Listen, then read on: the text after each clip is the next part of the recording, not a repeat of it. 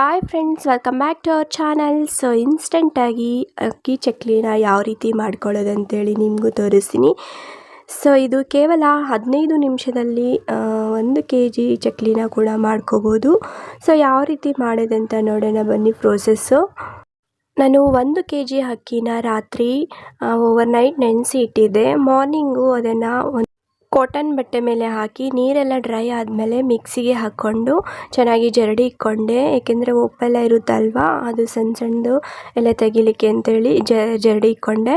ಒಂದು ಚಿಕ್ಕ ಲೋಟ ಕಡಲೆ ಪಪ್ಪು ಇರುತ್ತಲ್ವ, ಅದನ್ನು ಕೂಡ ಮಿಕ್ಸಿಗೆ ಹಾಕ್ಕೊಂಡು ಜರಡಿಗೆ ಇಟ್ಕೊತಾ ಇದ್ದೀನಿ. ಸೊ ಇದು ಹಾಕ್ಕೊಂಡ್ರೆ ತುಂಬ ಸ್ಮೂತಾಗಿ ಬರುತ್ತೆ, ಗರಿ ಗರಿಯಾಗಿ ತುಂಬ ಚೆನ್ನಾಗಿರುತ್ತೆ.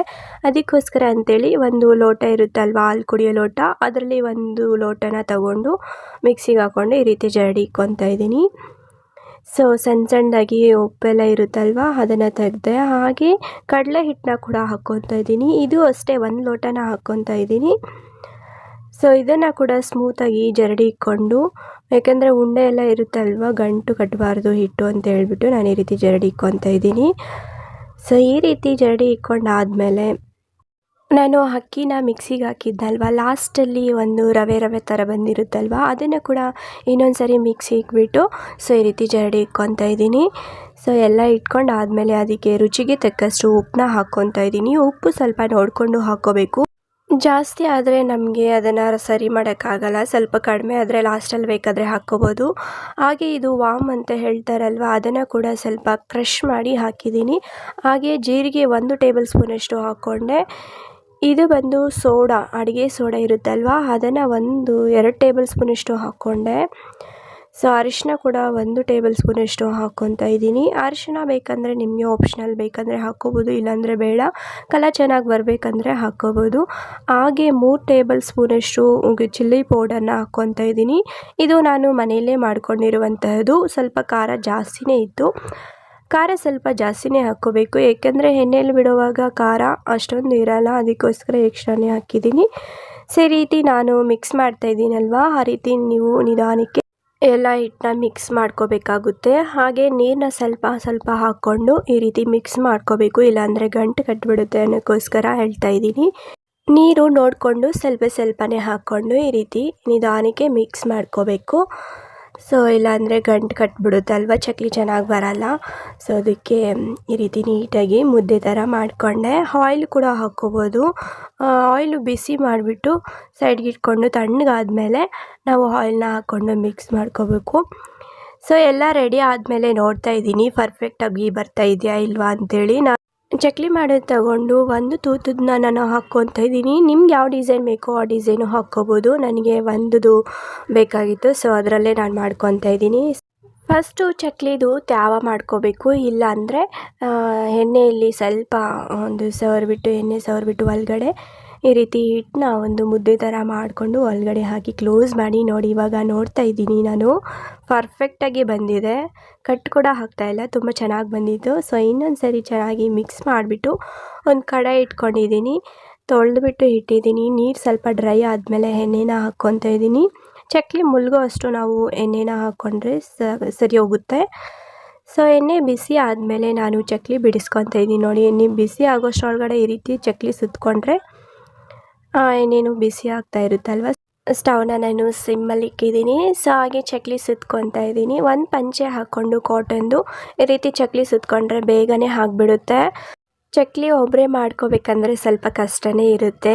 ಸೊ ಒಬ್ಬರೇ ಇರೋವಾಗ ಈ ರೀತಿ ಕಾಟನ್ ಬಟ್ಟೆ ಮೇಲೆ ಅಥವಾ ಪಂಚೆನ ಹಾಕ್ಕೊಂಡು ಈ ರೀತಿ ಸುತ್ಕೊಂಡು ಸ್ವಲ್ಪ ಚಕ್ಲಿ ಸುತ್ಕೊಂಡು ಹಾಕ್ಕೋಬೋದು. ಸೊ ಯಾವ ರೀತಿ ಇದನ್ನು ಎತ್ಕೊಂಡು ಬಾಣಲಿಗೆ ಬಿಡೋದು ಅಂತ ಕೂಡ ನಾನು ನಿಮಗೆ ತೋರಿಸ್ತೀನಿ ವಿಡಿಯೋದಲ್ಲಿ. ಫ್ರೆಂಡ್ಸ್ ನೋಡಿ ಎಷ್ಟು ಚೆನ್ನಾಗಿ ಬರ್ತಾಯಿದೆ ಚಕ್ಲಿ ಅಂತೇಳಿ. ಸೊ ನಾನು ಮಾಡಿರುವಂತಹ ಒಂದು ಪ್ರೋಸೆಸ್ಸಲ್ಲಿ ನೀವು ಕೂಡ ಟ್ರೈ ಮಾಡಿ, ತುಂಬ ಚೆನ್ನಾಗಿ ಬರುತ್ತೆ. ಸೊ ಕಟ್ ಕೂಡ ಹಾಕ್ತಾಯಿಲ್ಲ, ನೋಡಿ ಎಷ್ಟು ಚೆನ್ನಾಗಿ ಬರ್ತಾಯಿದೆ ಅಂಥೇಳಿ. ಈ ರೀತಿ ಎಲ್ಲ ಚಕ್ಲಿನೂ ಒಂದು 10 ಚಕ್ಲಿ ಈ ರೀತಿ ಬಿಡಿಸ್ಕೊಂಡ್ರೆ ನಮಗೂ ಈಸಿ ಆಗುತ್ತಲ್ವ, ಎತ್ತಿ ಬಾಣಲಿಗೆ ಬಿಡ್ಬೋದು.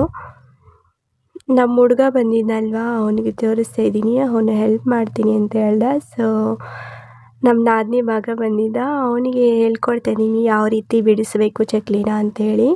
ಸೊ ನೀರನ್ನ ಸ್ವಲ್ಪ ತ್ಯಾವ ಮಾಡಿಕೊಂಡ್ರೆ ಚೆನ್ನಾಗಿ ಬರುತ್ತೆ, ಇಲ್ಲಾಂದರೆ ಅದಕ್ಕೆ ಅಂಟ್ಕೊಬಿಡುತ್ತೆ. ಕಡಲೆ ಹಿಟ್ಟು ಹಾಕಿರ್ತೀವಲ್ಲ ಅದಕ್ಕೋಸ್ಕರ ಅಂಟ್ಕೊಬಿಡುತ್ತೆ. ನೀರು ತ್ಯಾವ ಮಾಡಿಕೊಂಡ್ರೆ ಚೆನ್ನಾಗಿ ಬರುತ್ತೆ. ಆಯಿಲ್ ಆದರೂ ಹಚ್ಕೋಬೋದು, ಇಲ್ಲಾಂದರೆ ನೀರಲ್ಲೂ ಕೂಡ ನಾವು ಬೇಕಂದರೆ ತ್ಯಾವ ಮಾಡ್ಕೋಬೋದು. ನಾನು ನೀರನ್ನೇ ಯೂಸ್ ಮಾಡ್ತಾಯಿದ್ದೀನಿ. ಸೊ ಇಷ್ಟು ಚಕ್ಲಿ ಬಿಟ್ಕೊಂಡಾದಮೇಲೆ ಎಣ್ಣೆ ಕೂಡ ಬಿಸಿ ಆಯಿತು. ನಾನು ಬಿಸಿ ಆಗಿದೆ ಇಲ್ವ ಅಂತ ಎಣ್ಣೆನ ನೋಡ್ತಾ ಇದ್ದೀನಿ. ಎಣ್ಣೆ ಬಿಸಿ ಆದಮೇಲೆ ನೋಡಿ ಒಂದು ಚೌಟು ತಗೊಂಡು ಅದರಲ್ಲಿ ಎತ್ಕೊಂಡು ಬಿಡ್ತಾಯಿದ್ದೀನಿ. ಈ ರೀತಿ ಬಿಟ್ಕೊಂಡ್ರೆ ಬೇಗನೆ ಆಗಿಬಿಡುತ್ತೆ, ತುಂಬ ಚೆನ್ನಾಗಿ ಕೂಡ ಬರುತ್ತೆ ಚಕ್ಲಿ. ಸೊ ನೋಡಿದ್ರಲ್ವ ನಾನು ಯಾವ ರೀತಿ ಬಿಡ್ತಾಯಿದ್ದೀನಿ ಅಂತೇಳಿ, ತುಂಬ ಈಸಿಯಾಗಿ ಆಯಿತು. ಹಾಗೆ ನಮ್ಮ ಹುಡುಗನು ಚಕ್ಲಿ ಬಿಡಿಸ್ತಾ ಇದ್ದ, ನಾನು ಇಲ್ಲಿ ಸುಡೋಕ್ಕೆ ಬಂದೆ.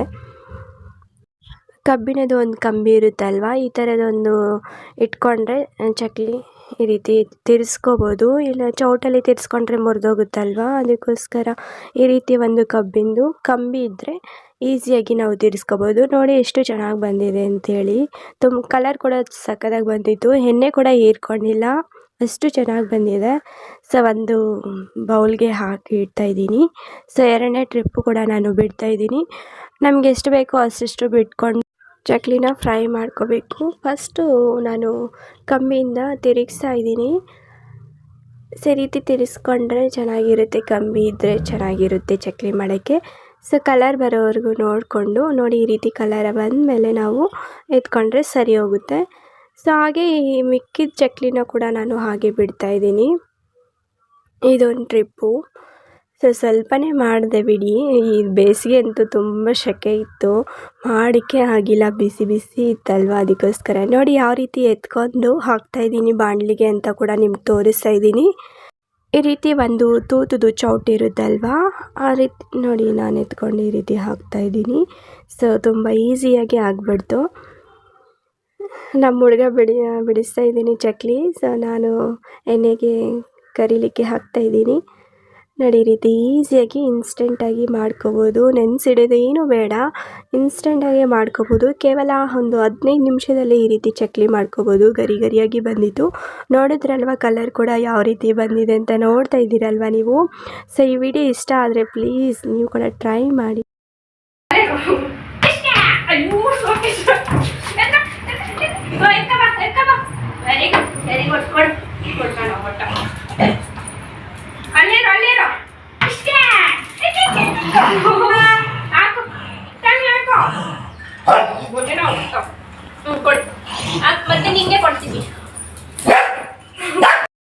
ಚಕ್ಲಿ ಮಾಡಿದಾದಮೇಲೆ ಟಾಮಿ ಜೊತೆ ಕ್ರಿಕೆಟ್ ಆಡ್ತಾಯಿದ್ದೀನಿ. ಸೊ ಅದು ಸ್ವಲ್ಪ ಡಲ್ಲಾಗಿತ್ತು. ಸೊ ಅದಕ್ಕೋಸ್ಕರ ಅದನ್ನು ಖುಷಿಪಡಿಸ್ಬೇಕಲ್ವ, ಮನೆಯಲ್ಲೇ ಇದು ಬೋರ್ ಆಗಿಬಿಡುತ್ತೆ. ಅದಕ್ಕೆ ಸ್ವಲ್ಪ ಈ ರೀತಿ ಆಡ್ಕೊಂಡ್ರೆ ಅದಕ್ಕೂ ಖುಷಿ ಆಗುತ್ತೆ.